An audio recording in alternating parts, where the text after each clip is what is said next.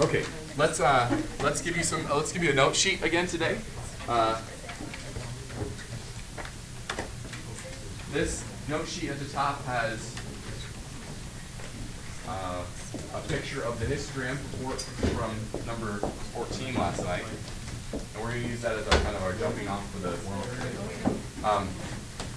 By the way, I should have mentioned too when we were looking at that homework too. Make sure when you do a histogram, that you do all the things I just said. You've got the boundaries down below. You've drawn it really nicely. You've included a label on the axes and things like that.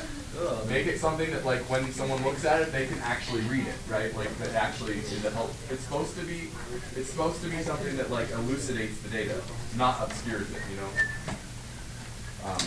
So make it really clear. Now, obviously, you can't make it quite as nice as I just did in this type version I'm about to give you. But, you know, whatever. Make it close, though. If you have to use a ruler, you might want to, right? Whatever it takes to make a nice histogram. You know? No, I have a question. Yeah. Like histograms and for the quiz tomorrow, are you going to give us as much data as you did on the homework? No. Good question. Fair question. Okay. All right. So the first opening questions on this packet I just handed to you are the ones that are on the warm-up today, right? What's the mode of class? You can write that down again, right? It's the 6th class there. What about the mean? Visually, how are you? I'm curious to know. How are you thinking about it? How are you coming up with it? I don't know. I happen to have, look at that. I happen to have a cardboard cutout version of this distribution with me today. Okay. I happen to have it right here in my back pocket. So I don't know how you're thinking about it. If you're thinking, oh, I don't know, I'm going to guess it's somewhere in the middle. One way to conceptualize it, this is what this says here. It's kind of the mean is, and I think we emphasized this the other day when we were talking about skewedness too. Right, we were talking about, like, say you have a distribution. This one's like not quite as interesting because it's kind of mostly symmetric. This, I don't know what's going on with that middle guy right there, right? But you have some distribution like this, right? We said the median is probably still over here somewhere, but the mean, because of this craziness, because of this skewed right behavior, the mean has been pulled to the right somehow, right? You know, like, and it's affected by this drawing. And what would you physically think about this as being? Well, you might actually have this little arrow here, like you like my little triangle. It'd be like the fulcrum, right? On like a teeter-totter. So does that make sense? We put the fulcrum right here, and it should balance. The distribution should balance on its mean, right?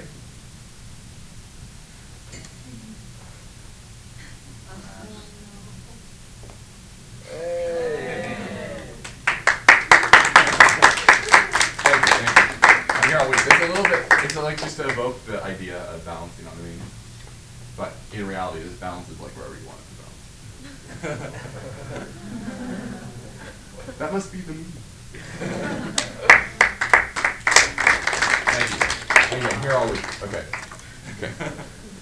Okay. Now you'll never forget that a distribution balances on its mean. Okay. So how would you do this systematically? Well, Ashish was about to say, so I'm going to steal all this thunder here. Okay, right? This is what you were going to say, right, Ashish? How do we do that? Well, actually, before we get into that, why can't you just use the original data? I hear you say, like, why are we discussing this? Can't we just go back to the original data? I know it's tedious, but we could feed it to a computer, and in reality, we'd probably have this on a spreadsheet. It would be like just click the average button, and like it'd be fine. But so that's true, right? Like if you actually had access to the data. That would be great. Why wouldn't you necessarily have access to the data? Well, maybe it's been lost to us, or maybe it's so large that it's too cumbersome to work with, and we'll only deal with class data. Or you might never have known the data at all, and you might only, at the point of collection, known of the data. You might only have known class data. Can you imagine that? Here's the common situation that I think of. That when you're taking have you ever taken a survey like this, where it asks you to check the box, are you, your age, between the ages of 10 and 14, or 15 and 19, or 20 to 24, right? Check the box, yes? So even from the moment of collection, the surveyor has no idea what the actual ages of the people being surveyed is, right? So when they take an app, if they wanted to make some claim about the average age of the people they surveyed, they wouldn't, in full honesty, be able to do it, right? They just couldn't do it because they don't have the original data. So, okay, so there's an example, and there are lots of other examples where we might not actually have access to the actual data points, you know. So, and that's more common than maybe you think, that we're dealing with this class data. Okay, from the, as an example here, so how are we going to come up with a systematic, better than just kind of, oh, well, I think it balances here, or, you know, making a guess of some kind. Can we come up with like a systematic way that we can all agree on to come up with an estimate for the mean based on class data? Yeah, and so I think it's the most natural way to do it, even if I didn't tell you, right? So take a look, for instance, we see that for the range 770.5 kilowatt hours to 810.5 kilowatt hours, we see that 5 families were in that range. We don't know, if this is all we had given, what their actual energy use was, though. So let's make up something, right? We have no idea. So we're going to use, what do you think? Well, of course, I think it's most natural to just make a guess as the middle number, right? We have no idea, so let's just assume it's the average of those two class limits, or class boundaries. Notice, by the way, that when you average these class marks, when you average these class boundaries, you get the same thing as if you average the class limits, don't you? Because the way we created the class boundaries is by expanding in an equal amount in both directions away from the class limits, right? So that's another nice advantage of having done what we did, right? Making those in a systematic way expanded by the exact same amount. All right, so anyway, so we'll just pretend, even though there's no family, in fact, there's no family in this category that reported electricity usage of 790.5. We know that, because we have that. The original data is integer data, actually, right? No family reported this amount, but let's pretend that all 5 families in this category did report that, okay? So then continue to do that for all the other classes. And on the next page, you see a table that I've started. I've done the first 3 for you. If you want to continue doing it, go for it. Ready, go. I did all the other class marks. By the way, once you get one of these class marks, how do you get the others? Do you just have to go through and average every single set of class boundaries to come up with a class mark, the mid-interval value, or you call it? Yeah, another reason for making this like nicely systematic so that the class width is always preserved and all that is that the distance between the class marks is now also 40, right? It's also the class width, isn't it? So once you get the first one, you just add 40 and you get all the other class marks. Yay! Okay, so do it if you haven't done it. I've already done the first 3. I hope you understand what I'm doing. I'm getting the frequency off the histogram. You can check your frequency column by summing it. It should add up to 50, right?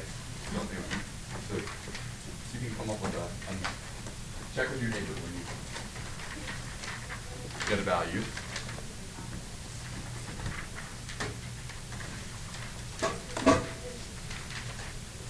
I'll give you a minute to come up with an estimate. If you have a question about what I'm just now asking you to do, let me know.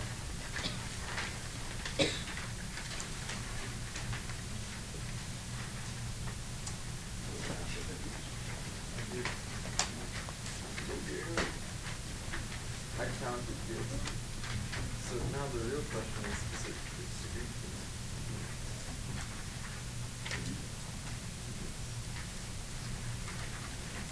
I forget. Okay, so I need to study. It is it's distributed. We haven't done anything at all. When would it be this like height? Yeah, that's a tricky thing, right? This has been reported as the data is also.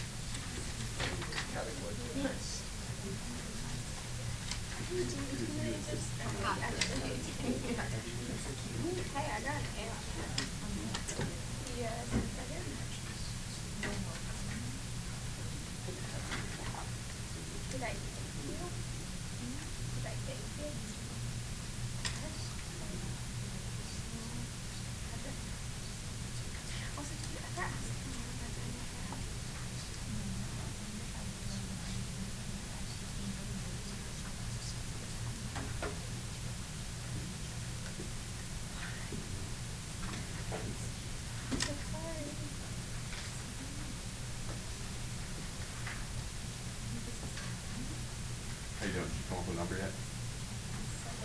I'll write my number up here too. You have 50 pieces of data.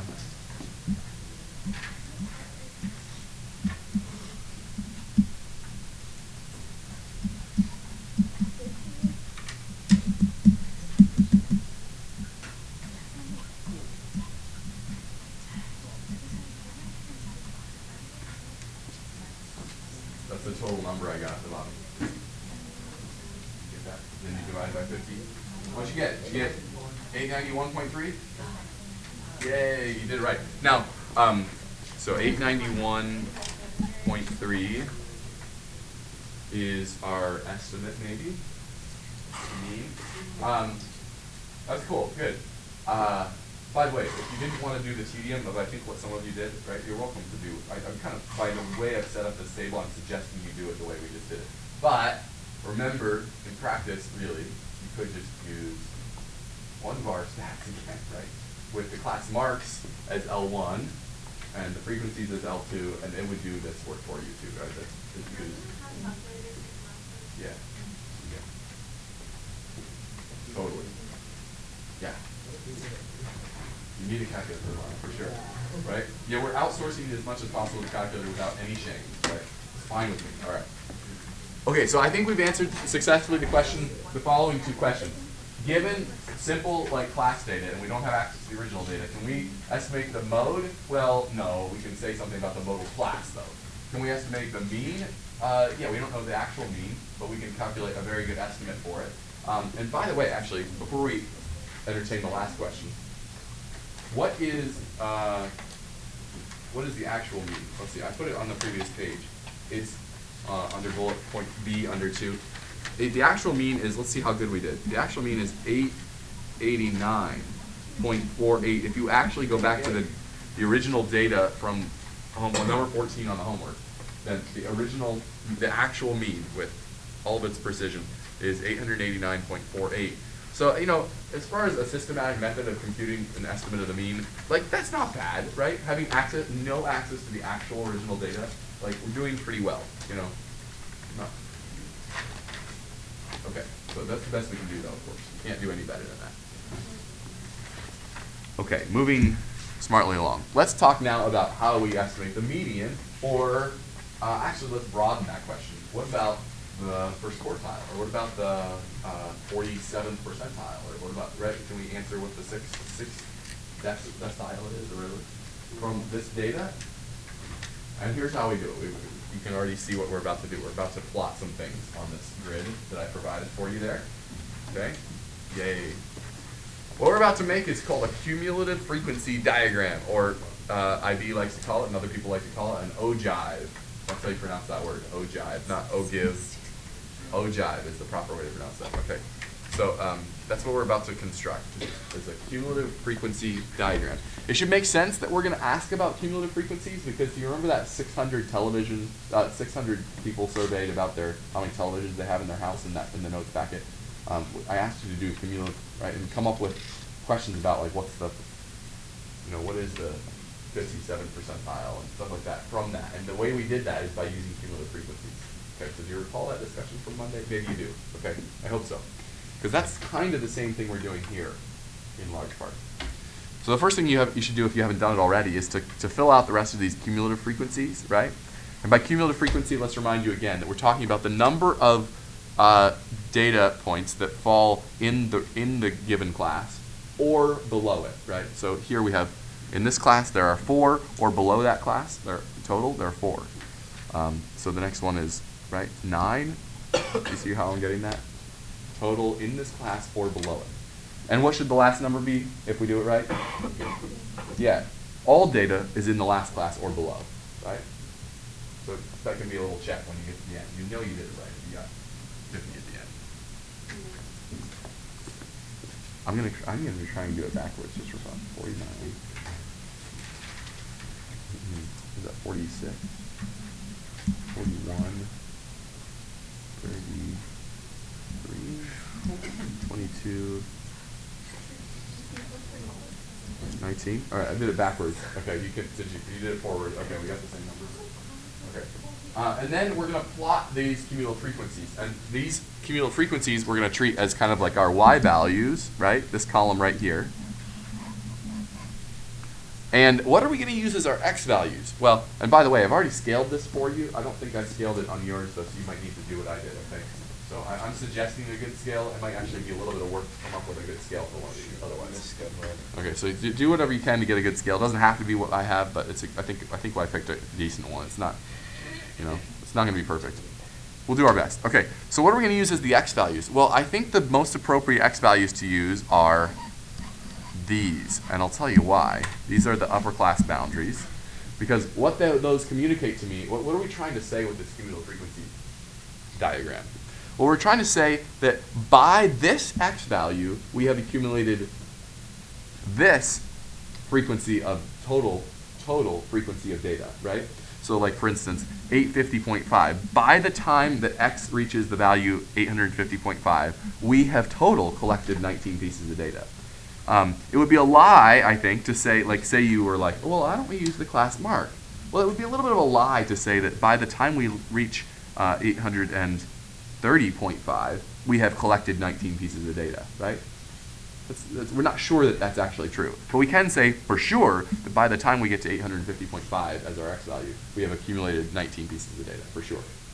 There's one other piece of data I want to add to the picture, too, and that's 690.5. This is like this phantom class up here. By the time we've gotten to 690.5, we've accumulated no pieces of data, right? So that might be our first point on this picture. Plot all these points that I've circled, x over here, y over here, and it's not easy to plot these, right? So none of them land on nice grid, whatever. So do your best. Draw them as nicely as you can, whatever. And we'll forgive you if you don't have them absolutely perfect. But we're just trying to get a feel for this data and what this cumulative frequency looks like. Okay. All right, so now we need a straight edge or something. If you have a piece of paper, that will do. As you know. And we'd like to estimate the median, for instance, right? So the median, how do we compute the median? We have 50 pieces of data. It's the 50th percentile, so how do we get that? Yeah, we want to draw a line across, but where will we draw it across? At 50, right? It's 50th percentile. No, not at 50. 25. At 25? Okay, and actually there's a little bit of a snag here. It's not actually 25 either. What is it? For 50 pieces of data, where's the median? Is it the 25th piece of data? Actually, like 25.5. I mean, it really won't matter in the end. I think that if you, whatever. But technically, remember the way we calculated it was 0.5 times 50 plus 1. So like I said, it really, I don't think we'd even notice if you did it the other way. So 25 is like here, 25.5 is like there. So whatever. I'm going to go by, again, a little bit by feel. In the end, we're all going to get values that are slightly different, and that will be okay. Hopefully, we'll all be within like 5 of each other, though. Oh, sorry, I'm drawing this line. We haven't even drawn the OJAB yet. I drew these points. We should connect them. Don't connect them with lines. And I think it makes sense. You want to connect this with as smooth a curve as possible. Right? You're doing nonlinear interpolation. Yay. Okay. Just try and get that to be as smooth as possible. You can maybe even do better than I just did. I just missed that point up there. So this is not perfect. All right, now come across a horizontal line at 50% of the way up through the data.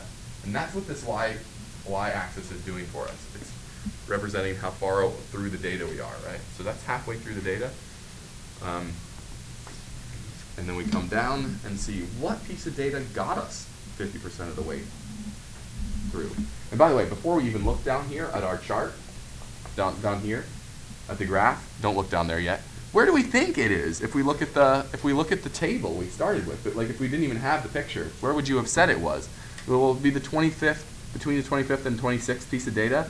Well, that would be clearly somewhere in this, right? So we're thinking it's got to be somewhere in this range. And of course, this should confirm that when we look here. Okay, let's see. So this is terrible. The scale is terrible here. What is this? 9, 10, 20, 30. No, this is terrible. 950. That's 925. 912.5. So this is like 90.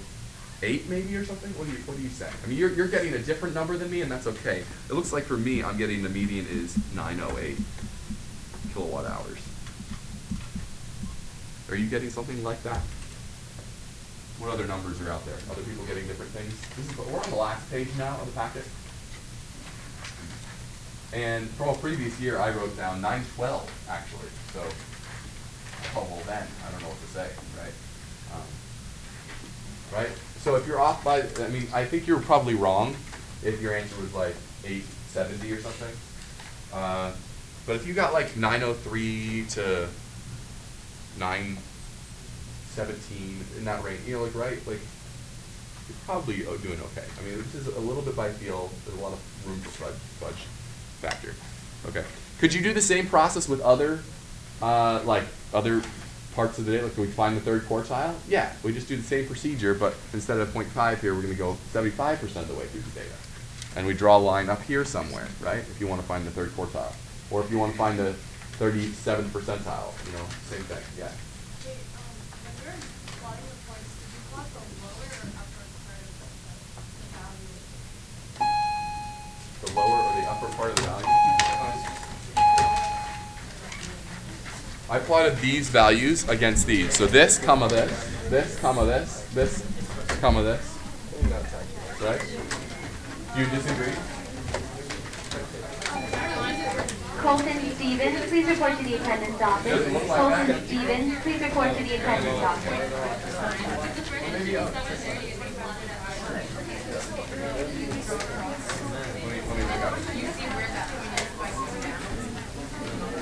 The very first one is 690.5,0. It is.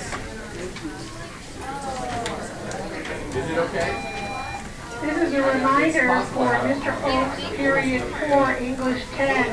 They should be going to the 253 parking stand. Mr. Oak's period 4, English 10 should be going to the 253 to take the parking stand.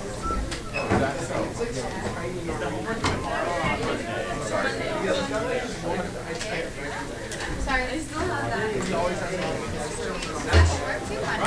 Yeah. All right. This stuff is not on the quiz.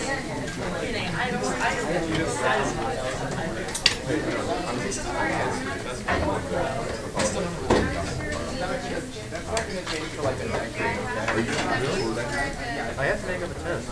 Okay. I just meant for you guys.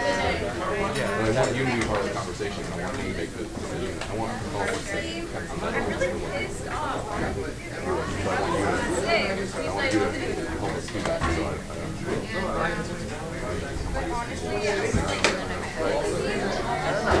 I have all these tests to make up. These deadlines aren't to, I want to lunch for both yeah, days. so actually maybe after you want to make up, I don't know who discuss it, but after their test, you come by over here and you can tell your dad to come then or something, whatever. I'll be here for a while after school. So, yeah. I'm usually here till 4. So whatever, right? So maybe you can talk with them. Because I want you to be, I don't want to make it take your hit. I want to make it for you. Okay. Is homework 2 due tomorrow or Monday. Okay. I rounded up instead of that like I did, so that's not bad. I rounded up to 40 is the class width. Yeah, but Right. No, the class width should be 40, right? And by the class width, if you tell me that the class width is 40, by that we mean the distance, the difference between the lower class limit of one class and the lower class limit of the next class.